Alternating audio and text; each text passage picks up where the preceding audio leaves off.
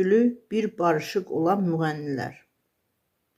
Şəbnəm Tovuzlu və Vəfa Şərifova arasında növbəti gərginlik yaşanıb. Milli Açıq xəbər verir ki, Rəngarəng verilişinə müsahibə verən Vəfa Şərifova mən borcluyam kiminsə ad gününə gəleyim, gəlmirəm deyə mən söyülməliyəm, mən o saxtakarlığı edə bilmərəm. O müğənni ilə mənim söz söhbətimi bütün ölkə bilir.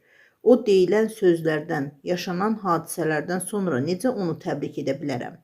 Mən onu təbrik etməsəm, güya nə dəyişəcək ki? Deyə açıqlama verib. Qeyd edək ki, Şəbnəm Tovuzlu onun ad günü dəvətnaməsini qəbul etmədiyinə görə dəvətnaməni parçalara bölmüşdü. Xatırladaq ki, bir müddət əvvəl Şəbnəm Tovuzlu Vəfanın uzun illərdir onun hesabına reklam olunduğunu dilə gətirmişdi.